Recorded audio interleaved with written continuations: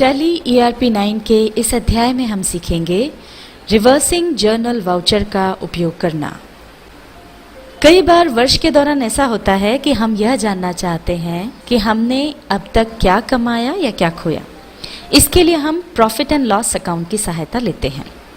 ये gateway of tally पर आपको प्रॉफिट एंड लॉस अकाउंट नज़र आ रहा है। इसमें हम जाएंगे।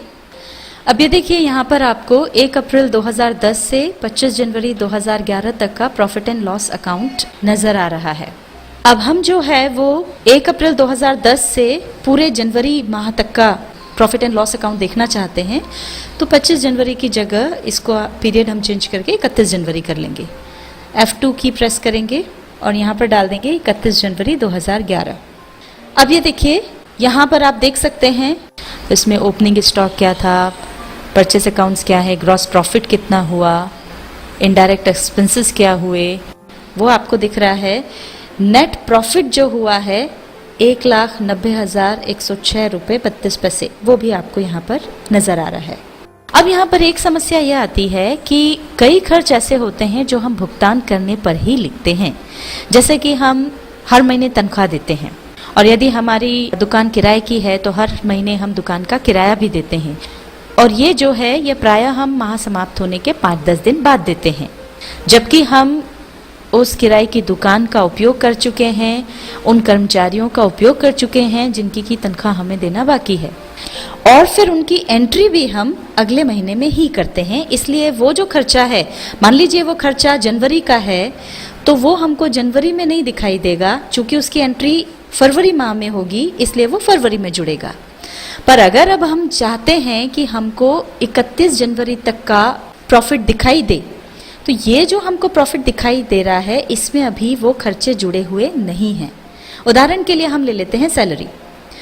कर्मचारियों को जो हमको सैलरी देना है वो दरअसल जनवरी का खर्चा है, पर चूंकि वो सैलरी हम फरवरी में देंगे इसलिए वो यहाँ पर नज़र नहीं आ रहा है, वो यहाँ जुड़ा हुआ नहीं है। अब हम चाहते हैं कि वो जो सैलरी है वो इस प्रॉफिट में से कम हो जाए और फिर हमको नेट प्रॉफिट जनवरी तक कितना आएगा वो दिखे। तो अगर हम चाहते हैं कि जो सैलरी हम फरवरी माह में देंगे वो भी यहाँ पर इंक्लूड होकर हमको दिखे, उसके लिए हमें रिवर्सिंग जर्नल ऑप्शन का उपयोग करना होगा। और उस ऑप्शन को चालू करने के लिए हमें जाना होगा फीचर्स पर। इसके लिए शॉर्टकट की होती है F11। F11 की हम प्रेस करेंगे। यहाँ पर राइट हैंड साइड में बजट्स एंड सिनेरियो मैनेजमेंट के अंतर्गत हमको मिलता है option use reversing journals and optional vouchers. इसको हम कर देंगे यस, और अब इस पूरे को हम एक्सेप्ट कर लेंगे कंट्रोल A से। अब हमने ऑप्शन चालू कर लिया है। अब एंट्री करने के लिए हम इस स्क्रीन से बाहर आ जाएंगे। ये गेटवे ऑफ टैली में अब हम जाएंगे अकाउंटिंग वाउचर्स पर। यहाँ पर राइट हैंड साइड पर हमको ऑप्शन मिलता है रिवर्सिंग जर्नल वाउचर का। F10 उसकी शॉर्टकट की है। तो ये देखिए रिवर्सिंग जर्नल वाउचर आ गया। अब सबसे पहले यहाँ पर हम डेट जो है वो चेंज कर लेंगे F2 की प्रेस करके। ये यहाँ पर हमने 31 जनवरी तारीख डाल दी है। यहाँ पर डेबिट हो जाएगा सैलरी अकाउंट, और यहाँ पर हम अमाउंट डाल देंगे 5,000 रुपये। मान लीजिए हम सैलरी दे रहे हैं, 5,000 रुपये डाल दिए। क्रेडिट हो जाएगा कैश। नीचे आएंगे। अब यहाँ पर है applicable up to. Applicable up to में हम वह डेट डालेंगे जहाँ तक का यह खर्च है। जैसे ये 31 जनवरी तक का खर्च है तो यहाँ पर हम 31 जनवरी डालेंगे। यहाँ पर एक बात यह भी ध्यान रखें कि आप जो भी डेट यहाँ पर डालेंगे उसी डेट की रिपोर्ट लेने पर यह एंट्री दिखेगी, न उसके पहले न बाद में। यानी यदि यह एंट्री आप 30 जनवरी या 1 फरवरी की रिपोर्ट में देखेंगे तो ये आपको नहीं दिखेगी, ये दिखेगी आपको केवल 31 जनवरी को। अब यहाँ पर हम लिख देंगे नरेशन प्रोविजन फॉर सैलरी, और अब इस एंट्री को एक्सेप्ट कर लेंगे। ये हमने एंट्री तो कर ली है, पर अब अगर हम चाहते हैं कि ये entry profit and loss account में दिखे तो उसके लिए हमको सिनेरियो क्रिएट करना होगा। सिनेरियो क्रिएट करने के लिए पहले हम यहाँ से बाहर जाएंगे स्किप की दबाते हुए। अब ये गेटवे ऑफ टैली में हम जाएंगे अकाउंट्स इन्फो पर, और यहाँ से हम जाएंगे सिनेरियोस पर। यह ऑप्शन मुख्यतः प्रोविजनल रिपोर्ट्स बनाने के काम में आता है। इसमें ऐसे वाउचर्स आते हैं जिनकी एंट्रीज का किसी भी लेजर पर कोई प्रभाव नहीं पड़ता है, जैसे कि ऑप्शनल वाउचर्स, मेमोरेंडम वाउचर्स और रिवर्सिंग जर्नल वाउचर्स। आइए अब हम सीखते हैं सिनेरियो क्रिएट करना।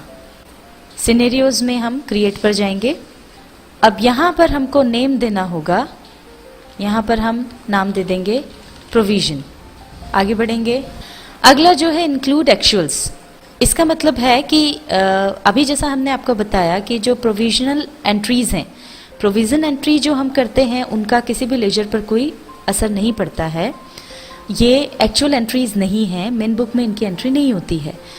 तो जो एक्चुअल एंट्रीज हैं प्रोविजन एंट्रीज के साथ साथ वो एंट्रीज भी हमको दिखाई देंगी। बाय डिफॉल्ट ये यस रहता है और इसको हमको यस ही रहने देना है। एंटर प्रेस करके आगे बढ़ेंगे। अब यहाँ पर ये लिस्ट ऑफ वाउचर टाइप्स आ गई। इस लिस्ट में 3 प्रकार के वाउचर्स हैं, ऑप्शनल वाउचर्स, मेमोरेंडम वाउचर और रिवर्सिंग जर्नल वाउचर्स। इनमें से जो भी आप प्रोविजन में दिखाना चाहते हैं वे चुन लें। जैसा कि अभी हमने आपको बताया था कि हमने जो सैलरी दी है उसकी एंट्री हमने की है रिवर्सिंग जर्नल में, तो हम इसको चुन लेंगे। और इसके बाद अब हमको और कुछ इसमें नहीं जोड़ना है, तो हम एंड ऑफ लिस्ट कर देंगे और एक्सक्लूड में भी एंड ऑफ लिस्ट कर देंगे और अब इसको एक्सेप्ट कर लेंगे। ये सिनेरियो क्रिएट हो गया है और अब यहाँ से बाहर हो जाएंगे। अब हम चाहते हैं कि पीएनएल रिपोर्ट में जाकर के देखें कि ये हमने जो एंट्री की है वो वहाँ पर शो हुई है या नहीं। तो ये प्रॉफिट एंड लॉस अकाउंट में हम जाएंगे। ये देखिए, अब हम 1 अप्रैल 2010 से 31 जनवरी 2011 तक के प्रॉफिट एंड लॉस अकाउंट में आ गए हैं। और यहाँ पर आप देख सकते हैं पहले जो हमने देखा था नेट प्रॉफिट जो आ रहा था 1,90,106 रुपये 32 पैसे, वही अभी भी यहाँ नज़र आ रहा है। मतलब यहाँ पर अभी रिवर्सिंग जर्नल में जो हमने एंट्री की है वो यहाँ पर दिखाई नहीं दे रही है, वो इसमें जुड़ी नहीं है। उसको अगर हमको देखना है तो उसके लिए हम जाएंगे न्यू कॉलम में। ये राइट हैंड साइड पर हमको ऑप्शन मिलता है न्यू कॉलम का, जिसके लिए शॉर्टकट की है ऑल्टर सी। तो यहाँ पर ये कॉलम डिटेल्स आ गई। अब ये शुरुआती जो है पीरियड की शुरुआत 1 अप्रैल 2010 से है और ये हमको लेना है 31 जनवरी 2011 तक। Method of stock valuation default ही रहेगा। Types of value to show में एक्चुअल्स अभी हमने देखे। अब हमको यहाँ पर चुनना है प्रोविजन।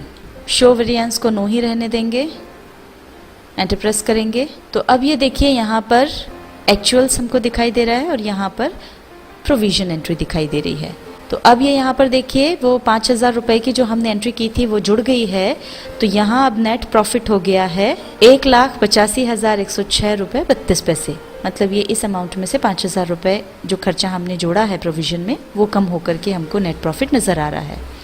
अगर आप इसे डिटेल में देखना चाहते हैं तो राइट हैंड साइड टॉप पर आपको सबसे ऊपर ऑप्शन मिलता है डिटेल्ड का, यहाँ पर क्लिक कर दें या फिर शॉर्टकट की ऑल्टर F1 प्रेस कर दें।